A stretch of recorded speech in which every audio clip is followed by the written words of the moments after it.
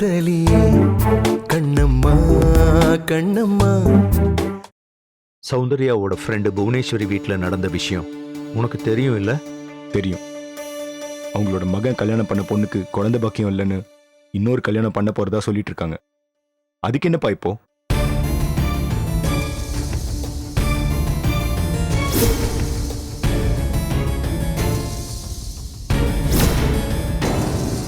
அப்பா, அந்த மாதிரிதான் எனக்கும்.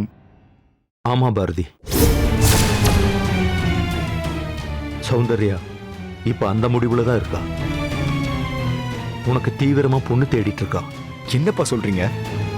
நான் அப்பா வீட்டுல இருக்க பொண்டாட்டியை திரும்ப கூட்டு வரலான்னு பேசிட்டு இருந்தா நீங்க என்னடானா எனக்கு ரெண்டாவது கல்யாணத்தை பத்தி பேசிட்டு இருக்கீங்க? நான் பேசல, உங்க அம்மா அந்த மாதிரி ஒரு அரேஞ்ச்மெண்ட்ஸ்ல இருக்கான்னு சொல்றேன். ஏன்பா, இன்னொரு கல்யாணத்துக்கு நான் கண்டிப்பா ஒத்துக்கவே மாட்டேன். நீ ஒத்துக்கிட்டு தான் ஆகணும்.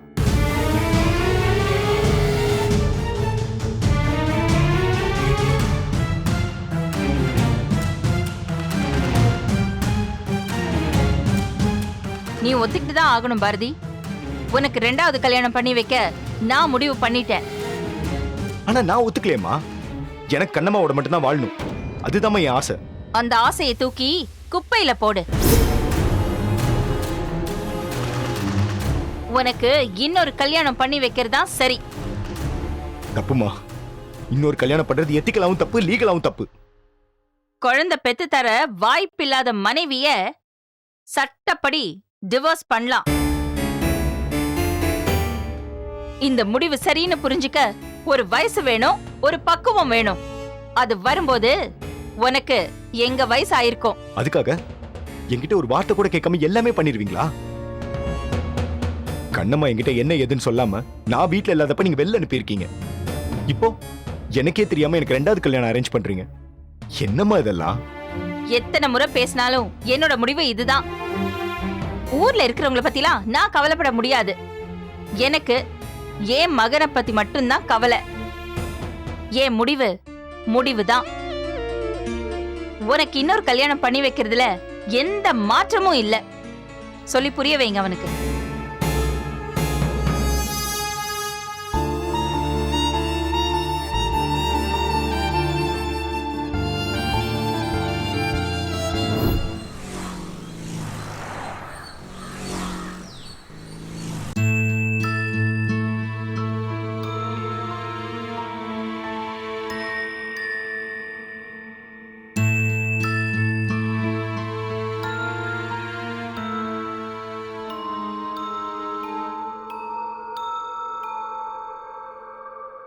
இது பேரலிசிஸ் ஸ்டேஜ் 1.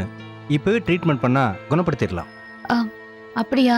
ட்ரீட்மெண்ட் கொடுத்தா எங்க அப்பா குணமாயிடுவாரா? இந்த மாதிரி இஷ்யூஸில் அஷூரன்ஸ் கொடுக்கறது ரொம்ப கஷ்டம்.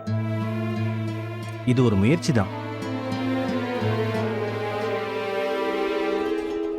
வாரம் ஒரு ஊசி வீதம், மாசத்துக்கு 4 ஊசி போடணும். ஏறக்குறைய 90,000 செலவாகும்.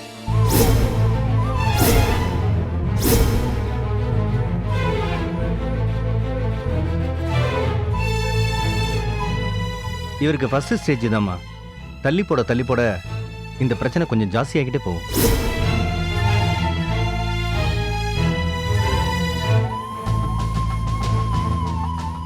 இன்ஜெக்ஷன் எவ்வளோ சீக்கிரமா போடுறோமோ அந்த அளவுக்கு நல்லது. சீக்கிரமா பணத்துக்கு ஏற்பாடு பண்ணுங்க. நான் வரேன் சார். சரி, நான் எடுத்துக்கிறேன். போலாம். வாங்க டாக்டர். மாமா அனுப்பிச்சிட்டு வரேன். அப்பா,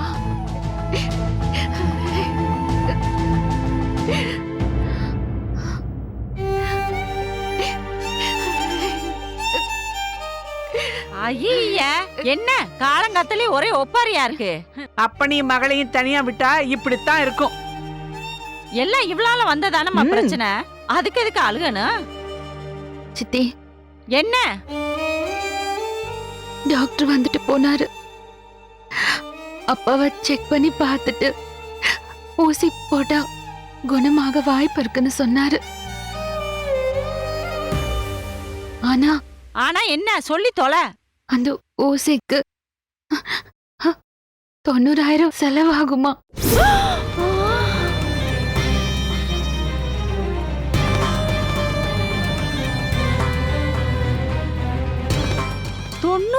அவ்வளவுமா? நீங்க தான் சித்தி ஏதாச்சும் பண்ணணும். அவ்வளவு காசுக்கு நான் எங்கடி போறது? அந்த ஊசி மட்டும் போட்டுட்டா அப்பா நல்லாக வாய்ப்பு இருக்குன்னு டாக்டர் சொன்னாரு சித்தி. வாய்ப்பு தானடி இருக்கு. சரியாகலைன்னா அந்த பணத்தை நீ கொடுப்பியா?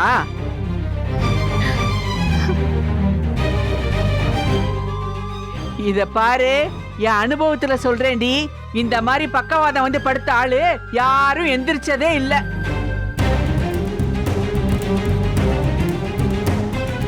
உன் வாயில இருந்து நல்ல வார்த்தையே வராதா? டேய், நான் உண்மையை தாண்டா சொல்றேன்.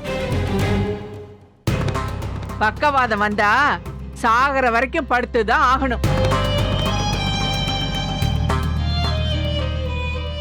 கண்ணம்மா, நீ விடுமா, வேணாம், நான் இப்படியே இருந்துட்டு போறேன். அப்பா ஏய், அதே அப்படியே இருந்துக்கிறேன்ட்டார்ல, விடுவியா? அம்மா வாமா போலாம். இந்த வரேன் வரேன். 90,000 நான் எங்க போறது?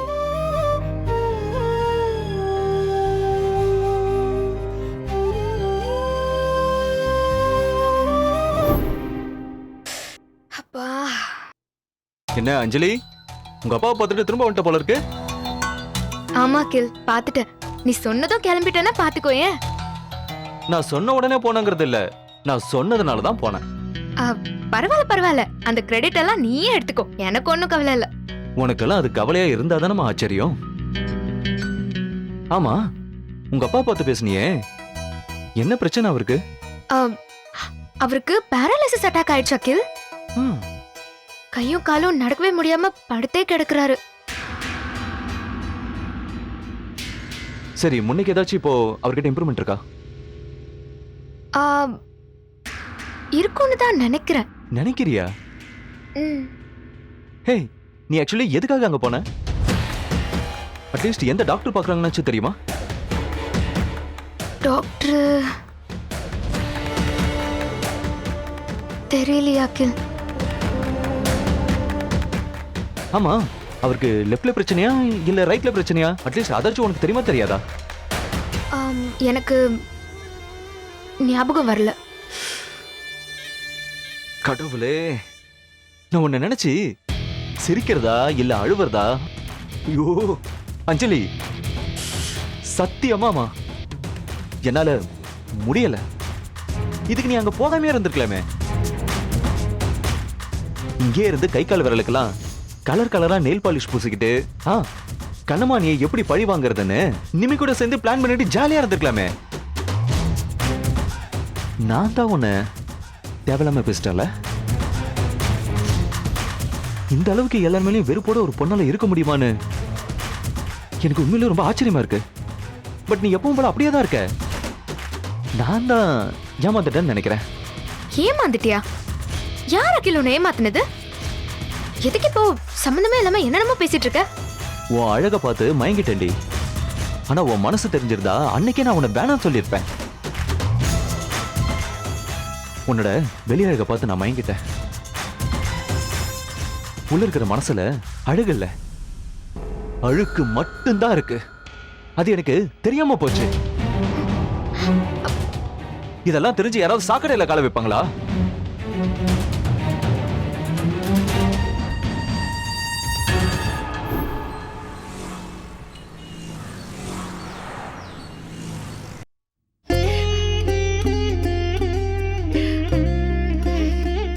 வாரம் ஒரு ஊசி வீதம், மாசத்துக்கு 4 ஊசி போடணும்.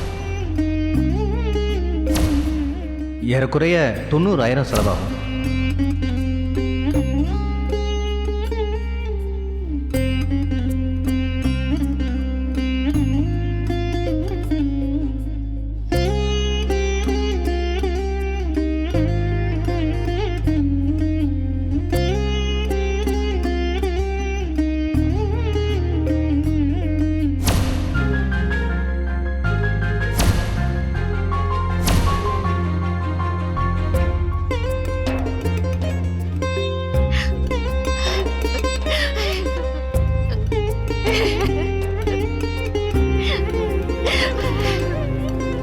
எனக்கு வேற வழி தெரியல மாமா.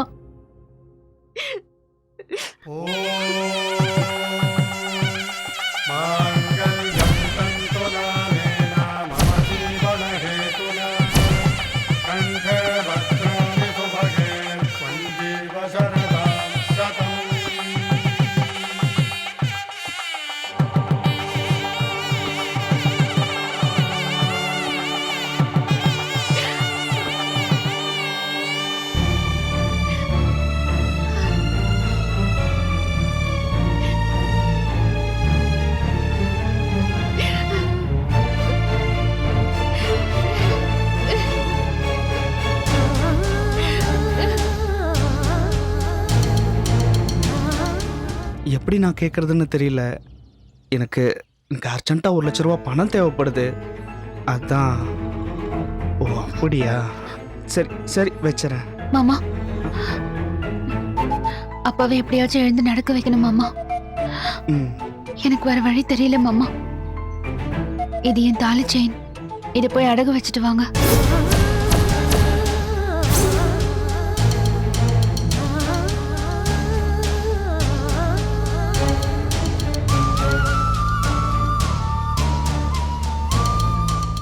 என்ன கண்ணம்மா நீ? பாரதி மாப்பிள்ள கட்டின தாலி இது. நீ பாட்டுக்கு இதை கல்லட்டி கையில வச்சுட்டு அடகு வச்சுட்டு வான்னு சொல்ற? நல்லதுக்கு தானே மாமா சொல்ற. அவருக்கு தெரிஞ்சா ஒன்னும் சொல்ல மாட்டாரு மாமா. நீங்க போய் சீக்கிரம் இதை வச்சுட்டு வாங்க. சரி, பாரதி மாப்பிள்ளைக்கு ஒரு ஃபோன் பண்ணியாவது கேட்டிருக்கலாம்ல. அவர் பணம் கொடுத்துருப்பாரு. பணம் கேட்கறதுக்காக இல்ல மாமா, தாலி அடகு வைக்க போறேன்னு சொல்றதுக்காக பாரதி மாமாக்கு நான் ஃபோன் பண்ணேன். அவர் எடுக்கல. பாவம், அவர் ஹாஸ்பிட்டல்ல என்ன வேலையா இருக்காரோ. அவரை போய் ஏன் மாமா தொந்தரவு பண்ணணும்? போய் அடகு வச்சுட்டு வாங்க மாமா. அதான் பாத்துக்கலான்னு சொல்றேன்ல. எனக்கு என்னமோ என் மனசே கேட்க மாட்டேங்குது. மாமா போடிங்க மாமா. யார் கண்ணிலும் படாம டக்குன்னு போயிட்டு வாங்க மாமா. போங்க மாமா, யாராவது பாத்துட்டு போறாங்க. மாமா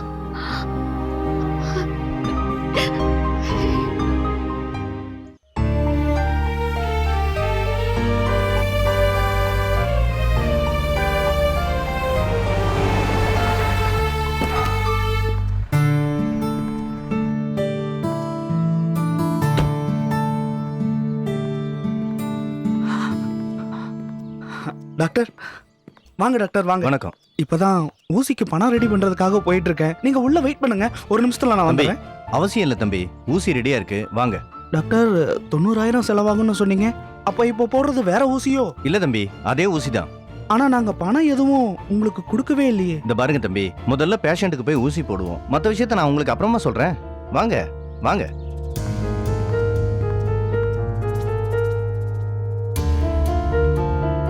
வாங்க. Hello sir.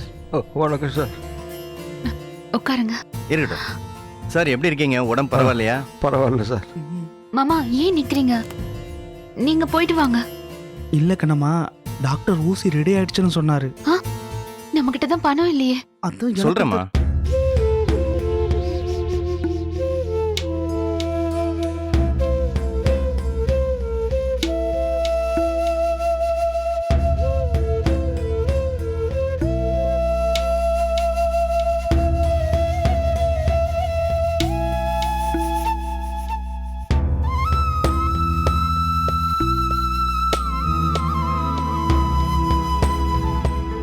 ஊசி போடுறதுக்கான மருந்துக்கு 90,000 ரூபாய் செலவாகும்னு நான் சொன்னது உண்மைதான்.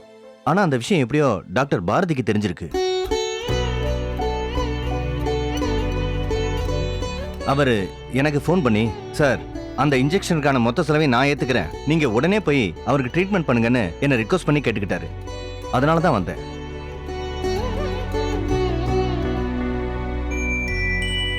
ஸோ இன்னும் 3 வாரத்துக்கு போட வேண்டிய இன்ஜெக்ஷனை பத்தி நீங்க எந்த கவலையும் பட வேண்டாம். அப்பா,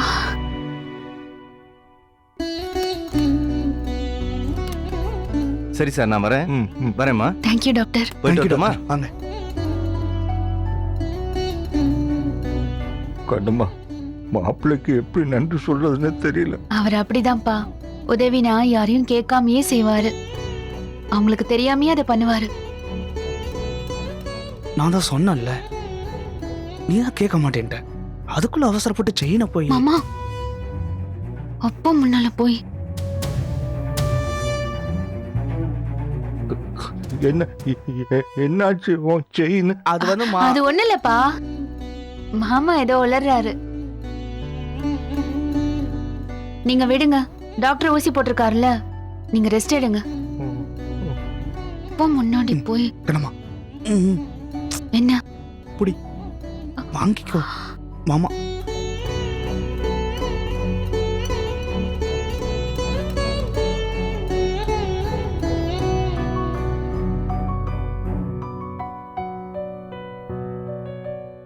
மக தாலி செயினை கழட்டி கொடுத்து அடகு வைக்க சொல்றது என்ன?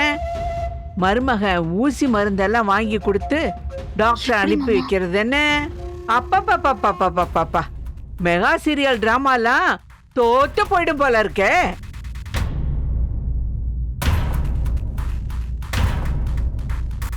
ஏண்டி அதான் உன் புருஷன் பணம் கொடுத்து ஊசியெல்லாம் வாங்கி கொடுத்து டாக்டர் வந்து போட்டாச்சுல, அதை அப்பயே அவர்கிட்ட கேட்டு வாங்கியிருக்கலாம்ல. எதுக்குடி என்கிட்ட வந்து பணம் கேட்டு வாங்கி கட்டிக்கிட்ட? அவ எதுக்கு தெரியுமா உங்ககிட்ட வந்து பணம் கேட்டிருக்கான்?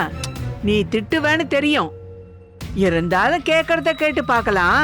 கொடுத்தா புருஷன் வீட்டு பணம் மிச்சம்னு நினைச்சிருப்பா. அப்படிலாம் இல்ல.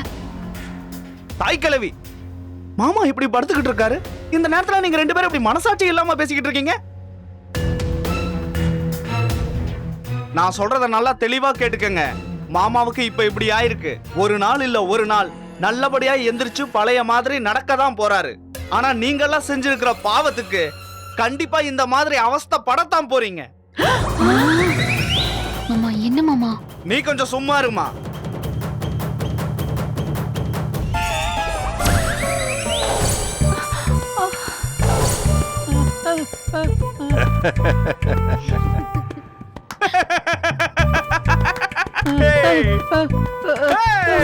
ஐயோ அம்மா, பாக்கியா என்னம்மா இது? ஆமாடி, நினைச்சு பார்க்கவே இவ்ளோ பயமா இருக்கே. ஆமாமா, பயங்கரமா இருக்குல்ல, எவ்வளவு கொடூரமா இருக்கு. அப்படி ஒரு நிலைமை உங்க ரெண்டு பேருக்கு மட்டும் வராதுன்னு நினைச்சிடாதீங்க. நீங்க போடுற ஆட்டத்துக்கெல்லாம் உங்களுக்கு பட்டாதான் புத்தி வரும். அம்மா வாமா போலாம். இங்க இருந்தா இவன் சாபம் கொடுத்துக்கிட்டே இருப்பியான். வந்துரு. அந்த பயம் இருக்கட்டும்.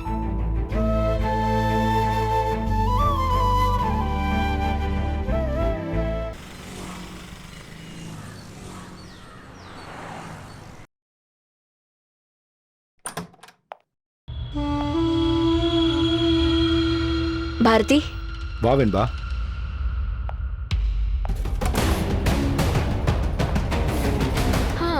என்ன பாரதி, என்ன நடக்குது? ஒரு சின்ன சர்ஜரி இப்பதான் முடிச்சுட்டு வந்தேன். அப்புறம் உன் மனசுல என்ன பிளான் வச்சிருக்க? இப்படி மொட்டையா கேட்டா எப்படி வெண்பா? எதை பத்தி கேக்குற? லைஃப் பத்தி தான். ஃபர்தரா என்ன பிளான் பண்ணி வச்சிருக்க? நம்ம பிளான் பண்ண எங்க நடக்குது? நான் ஒண்ணு நினைச்சா எங்க அம்மா ஒண்ணு நினைக்கிறாங்க. அதே நினைச்சிட்டு இருந்தா எப்படிரா? இன்னொரு கல்யாணம்? என்ன சொன்ன? இன்னொரு கல்யாணமா? இப்ப நீ என்ன சொன்ன? இல்ல பாரதி, நேத்து ஆண்டிய சும்மா மீட் பண்ண, ரொம்ப புலம்புனாங்க. எல்லாம் உன்னை பத்தி தான். எனக்கு இன்னொரு கல்யாணம் பண்ணி வைக்கணும்னு உன்ன பேச சொன்னாங்களா? சாச்சா, அப்படிலாம் இல்லடா. அதான் சொன்னனே, ஆண்டி ரொம்ப புலம்புனாங்க, அவ்வளவுதான். பட் அவங்க இதத்தான் மீன் பண்றாங்கன்னு புரிஞ்சுக்க முடியுது. அதான் சும்மா உன்கிட்ட கேட்கலாமேன்னு தோணுச்சு. என்கிட்டயும் இதை பத்தி பேசினாங்க. நான் அப்பவே ஸ்ட்ராங்கா முடியாதுன்னு மறுத்துட்டேன் வெண்பா. நான் நேரடியா அவங்க கிட்டே வேணான்னு சொன்னதுக்கு அப்புறம் அவங்க ஏன் இதை பத்திலாம் உங்ககிட்ட பேசிட்டு இருக்காங்க? உனக்கு ரெண்டாவது கல்யாணம் பண்ணி வைக்கிறது ரொம்ப அவசியம்னு நினைக்கிறாங்களோ என்னமோ? அதுக்கு வாய்ப்பே இல்லை வெண்பா. என் கண்ணம்மா என்ன தப்பு பண்ணா? தப்பு முழுக்க என்னோடது, குறை இருக்கிறது எனக்கு. ஆனா இன்னைக்கு அதுக்கான தண்டனை எல்லாத்தையும் கண்ணம்மா கொடுத்துருக்கீங்க. எனக்கு இப்ப இன்னொரு கல்யாணம் பண்ற பேச்சே பிடிக்கல. தயவு செஞ்சு இதை தெளிவா அம்மா கிட்ட சொல்லு. சரிடா, ஏன் இவ்ளோ டென்ஷன் ஆகுற நீ? இந்த ரெண்டாவது கல்யாணம்னு பேச்சு எடுத்தாலே நீ இந்த அளவுக்கு டென்ஷன் ஆவறனா நீ எந்த அளவுக்கு உன் மனசை ஹர்ட் பண்ணிருக்கன்னு என்னால நல்லா புரிஞ்சுக்க முடியுது. எனக்கு கண்ணம்மா மட்டும்தான் உலகம். அவ தான் என் மனைவி. இந்த ஜென்மத்துல இதை யாராலையும் மாத்த முடியாது. நான் மாத்தி காட்டுறேன். இந்த உலகத்துல நீயும் நானும் மட்டும்தான் இருக்க முடியும். Excuse me sir, yeah come in. Check கொடுக்குறேன்னு சொன்னீங்களே sir. Yeah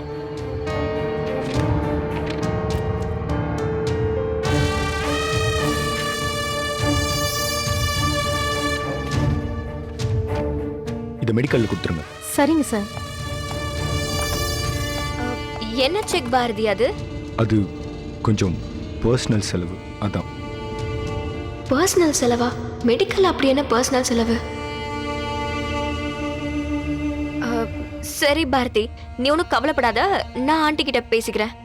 okay Venba. see you.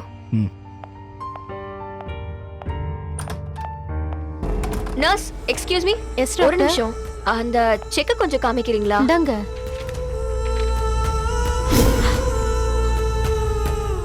இவ்ளோ அமௌண்டா? யாருக்கு சிஸ்டர் இது? சண்முகன்ற பேஷண்ட்டுக்கு டாக்டர் பாரதி சார் மெடிக்கல் ட்ரீட்மெண்ட்டுக்காக கொடுத்துருக்காரு. சரி, கொடுத்துருங்க. Okay ma'am. அந்த கண்ணமோட அப்பா வாயே திறக்க கூடாதுன்னு நான் நினைச்சிட்டு இருக்கேன். நீ அந்த ஆளுக்கு ட்ரீட்மெண்ட் பார்த்துட்டு இருக்கியா? அத பர்சனல்னு என்கிட்டே சொல்றல.